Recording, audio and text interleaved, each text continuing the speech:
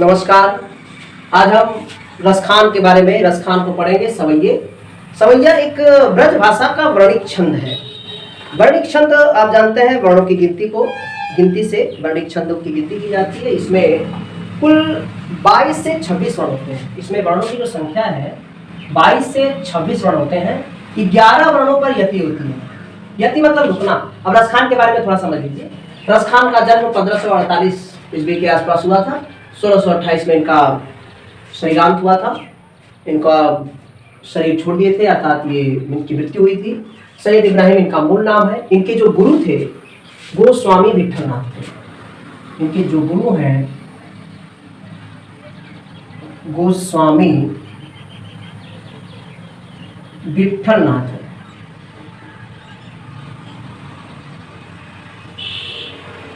इन्हीं के ये शिष्य थे। इन्होंने इनका शिक्षत्व ग्रहण किया, शिष्यत्व ग्रहण करके इनका नाम रसखान रखा गया। इन्होंने एक सवैया लिखा और सूर सरावली, ये इनका जो सुजान रसखान, प्रेम वाटिका और रसखान रचनावली नाम से इनकी ये जो रचनाएं हैं जो प्रसिद्ध है। और ज़्यादा कुछ क्या, सवैया जो इनका पद है, ये सवैया एक छंद है। सवैया छंद बहुत ही मन को बहुत प्रिय लगने वाला छंद है, बहुत ही अच्छा है। और सवैया छंद, एक चीज़ और समझने की बात है कि ये दिल्ली के आसपास इनका जन्म हुआ। दिल्ली के आसपास, याद रखने की वाली चीजें हैं। और दिल्ली के आसपास जन्म होने का मतलब, कोई इनके गुरु थे और ये जा रहे थे मक्का। और जब मक्का जा रहे थे, अब एक चीज है कि इनकी किसी भी बात का बिल्कुल डिक्लेयर एग्जैक्ट बिल्कुल भी नहीं है, कुछ भी एग्जैक्ट नहीं है कि इसी समय का जन्म हुआ था, यहीं पे हुआ था, ये बिल्कुल एग्जैक्ट नहीं है। और हाँ, ये प्रसिद्ध श्री कृष्ण भक्त हैं और श्री कृष्ण के अनन्य प्रेमी हैं। इतना प्रेमी बाद में कोई हुआ होगा, लेकिन श्री कृष्ण के अनन्य प्रेमी रसखान है, जो मुस्लिम होते हुए भी अपने धर्म को तिलांजलि देते हुए हिंदू धर्म को स्वीकार करके और श्री कृष्ण के प्रेमी बने, श्री कृष्ण के भक्त बने। और श्री कृष्ण का भक्त होना बहुत बड़ी बात होती है। और ये जब कहते हैं अपने गुरु के साथ कहीं जा रहे थे और दिल्ली पहुंचे या मथुरा वृंदावन में पहुंच रहे थे, तब तक श्री कृष्ण और राधा का इनको दर्शन प्राप्त हो गया और ये बिल्कुल बेसुध हो गए। और बेसुध होने के साथ साथ वहाँ पे मंदिर में गए, जहाँ पे भगवान श्री कृष्ण का और राधा का मंदिर था। वहाँ पे गए और जब गए तो वहाँ के हिंदू मंदिरों में जो रहने वाले पुजारी हैं, उन पुजारियों द्वारा इनका तिरस्कार किया गया। इनको अंदर जाने नहीं दिया गया क्योंकि ये मुस्लिम थे। इनका वेशभूषा रहन सहन सब मुस्लिमों जैसा था। जब अंदर नहीं जा पाए तो वहीं सीढ़ियों पे बैठे रह गए। और कहा जाता है कि जब ये सीढ़ियों पे ही बैठे रहे, 2-3 दिन बीत गए और इनको कुछ भी खाना पीना अच्छा नहीं लगता था, तो कहा जाता है कि खुद स्वयं भगवान श्री कृष्ण आकर रसखान को अपने भोग से कुछ प्रसाद ग्रहण कराते हैं। और जब ये लोग, वहाँ के लोग जब देखते हैं, दिल्ली वहाँ के जो मुख्य पुजारी, जो वहाँ के मठाधीश जो गोस्वामी विट्ठलनाथ, जो जब इन्होंने देखा कि ये तो साधारण व्यक्ति नहीं है, ये तो महान भक्त है, और इनको अपना शिष्य बना लेते हैं। और शिष्य बनने के बाद रसखान ने कई रचनाओं की रचना की है, जिनमें सुजान रसखान, प्रेम वाटिका, ये है इनकी रचनाएं। सुजान रसखान, प्रेम वाटिका, और एक है रसखान रचनावली नाम से इनकी रचनाएं प्रसिद्ध है।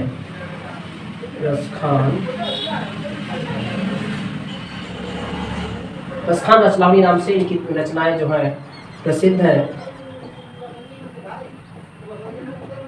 ये रचनाएं हैं। अब ये हम आते हैं इनके सवैये पर। ये गजब का छंद है। मानुष हो तो वही रस खानी, बसों ब्रज गोकुल गाँव के ग्वारन।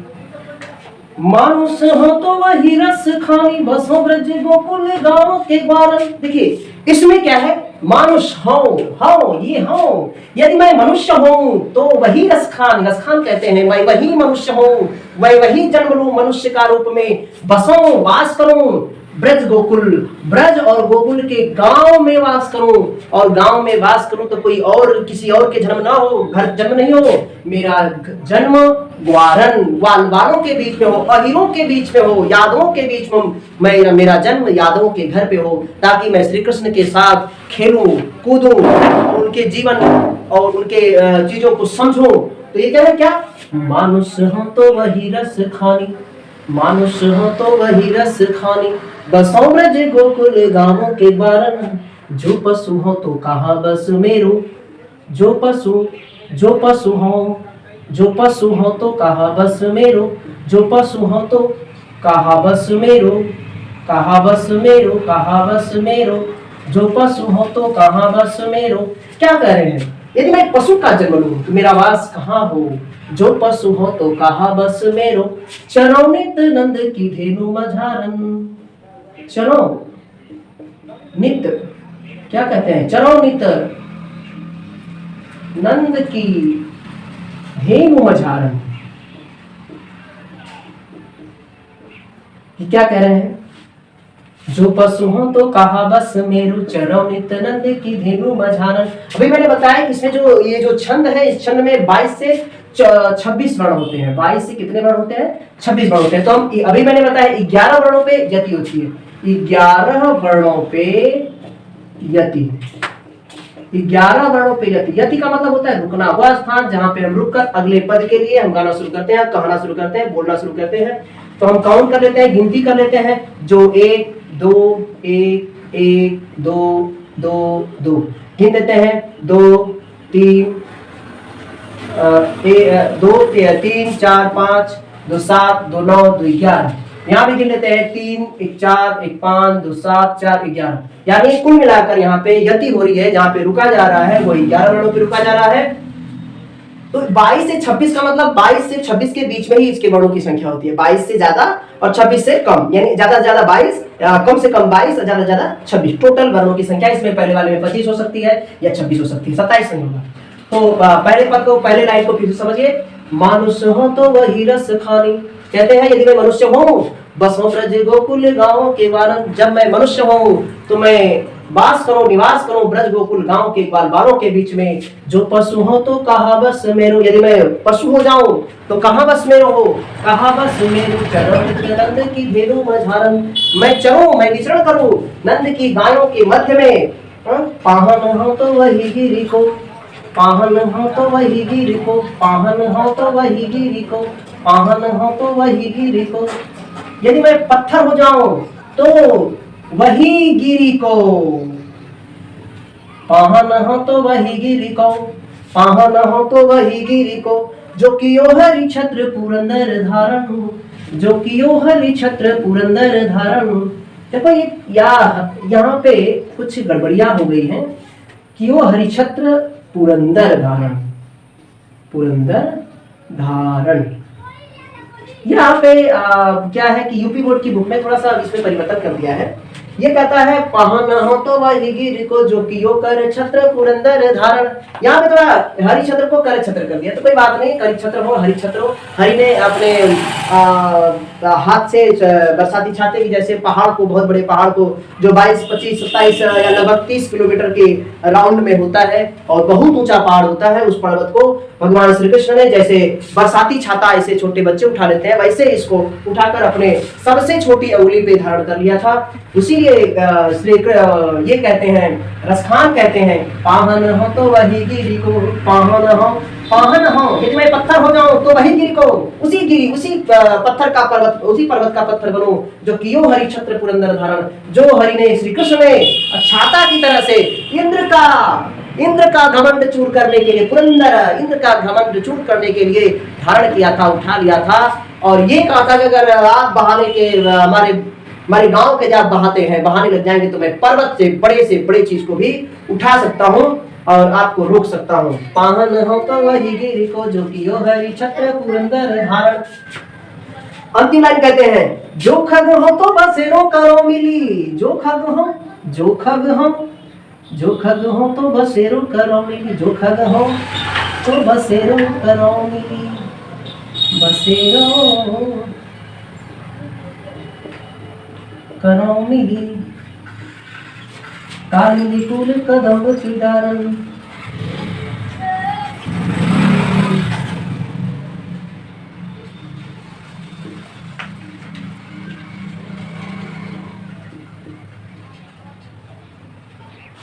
जो खग हो तो बसेरों करो मिली कालिंदी कुल कदम की डारन। हे प्रभु, यदि मैं मर जाऊं, मेरा जन्म हो, तो यदि मैं पक्षी होना चाहूं, यदि मैं पक्षी का जन्म लूं, तो जो खग हो तो बसेरों करो मिली, मेरा वास हो मिल करके जुल करके कालिंदी कुल कालिंदी कुल कालिंदी कुल कालिंदी कुल यमुना नदी के किनारे यमुना नदी के किनारे यमुना नदी के किनारे कदम्ब की डारन कदम्ब कदम्ब के डालों पर हो, कदम के वृक्षों का कदम्ब की डारन कदम्ब की डारन। हाँ, बसेरों करो मिली बसेरों करो मिली का जो खग हो, यदि मैं खग हो जाऊं, जो खग हो तो बसेरों करो मिली कालिंदी कुल कदम्ब की डारन। यदि मैं पक्षी हो जाता हूं और मेरा वास कहीं पृथ्वी पर होता है पक्षी के रूप में, कहते जो खग हो तो बसेरों तब मैं वास करूं निवास करूं मिलजुल करके कालिंदी कुल यमुना नदी के किनारे यमुना के किनारे कदम्ब के वृक्षों पर कदम्ब के पेड़ों पर मेरा वास कदम्ब के पेड़ों पर हो। ये पद, इसमें अलंकारों का समावेश है, भक्ति रस है, इसमें रस जो है भक्ति रस है, भक्ति है, भगवान के प्रति अनन्य प्रेम है, इसे भक्ति रस कहते हैं। इसको अनुराग है, ईश्वर के प्रति रति इसका मुख्य भाव है। जो पशु हो, यदि मैं पशु हो जाऊं, देखो ये श्री कृष्ण द्वारा ये इतना उसमें प्रेम पिरोया गया है वृंदावन में, इतना रस भरा गया है वृंदावन में, इतना मीठा वहाँ का वाणी है, इतना मीठा वहाँ की हवा है, इतनी मीठी तोतली भाषा है, इतना सुंदर वहाँ का वातावरण है। यानी भगवान श्री कृष्ण की वजह से वहाँ की वायु पवित्र हो गई है। इसलिए कोई भी कवि यही चाहता है कि मेरी कविता तभी पवित्र होती है जब वह श्री कृष्ण के बारे में कुछ कहे या श्री कृष्ण से संबंधित चीजों को समझे, यानी श्री कृष्ण को माने, श्री कृष्ण के प्रति वो कविता निकले। वह कविता बहुत ही आकर्षक, मनोरम, प्रिय होती है। और ये कहते हैं मानुष हो तो वही रस खानी बसो ब्रज गोकुल गाँव के ग्वारन, जो पशु हो तो कहा बस मेरो चरो नित नंद की धेनु मझानन, पावन हो तो वही गिरी को जो कि हरि क्षत्र पुरंदर धारण, जो खग हो तो बसेरों करो मिली कालिंदी कुल कदम्ब की डारन। हे प्रभु, यदि मैं मर जाऊं, मेरा जन्म हो मनुष्य के रूप में, तो वही रसखान कहते हैं मैं वास करूं ब्रज गोकुल गांव के ग्वाल बालों के बीच में। जो मैं पशु हो जाऊं तो मेरा वास नंद के गायों के बीच में मेरा जन्म हो, चरऊं नित विचरण करूं, चरूं घूमूं खाऊं पीऊं। पाहन हो तो वही गिरी को, यदि मैं पत्थर हो जाऊं तो कहते हैं वही गिरी को वही पत्थर का पर्वत बनूं, वही पर्वत का पत्थर बनूं, जो कि हरि छत्र पुरंदर धारण, जो श्री कृष्ण ने हाथ पे अपने हाथ से छाते की तरह से इंद्र का घमंड चूर करने के लिए धारण कर लिया था, उसी पर्वत का मैं पत्थर बनूं। जो खग हो तो बसेरों करो मेरे, मैं पक्षी हो जाऊं, यदि मैं पक्षी हो जाऊं तो बसेरों करो मेरी कालिंदी कुल कदम्ब की डारन, और मेरा वो कालिंदी यमुना नदी के किनारे कदम के वृक्षों पर मेरा वास हो। यह कविता, यह पोयम बहुत अच्छी है, बहुत ही सुंदर है, बहुत प्यारी है। और इसी कविता के साथ नेक्स्ट कविता अगली वीडियो में आप देखिएगा। ज्यादा वीडियो लंबा ना हो इसलिए अब इतना ही करते हैं, लेकिन इसमें कुछ अलंकारों को समझ लीजिए। अलंकार, इसमें अलंकार कौन कौन से हैं? अलंकार देखिए, इसमें क कालिंदी कुल कदम्ब की डारन, कालिंदी कुल कदम्ब, यहाँ पे अलंकार है अनुप्रास अलंकार। अनुप्रास अलंकार 5 प्रकार का होता है। यहाँ पे अनुप्रास अलंकार है, इसमें ज्यादा भटकने की जरूरत नहीं है। अब देखिए यहाँ पे द्वारण मझारण धारण दारण, यहाँ पे न आया है, तो यहाँ पे भी अनुप्रास होता है, उसको कहते हैं अंत्यानुप्रास। अंत्यानुप्रास अंत्यानुप्रास। और एक चीज ध्यान देने योग्य है कि ये अंत्या ऐसे भी लिखा जा सकता है, अधना की तरह से भी लिखा जा सकता है, दोनों सर्वोत्तम है। बस आज के लिए इतना ही, और शेष नेक्स्ट वीडियो में। तो तब तक के लिए आप सबको नमस्कार, बाय।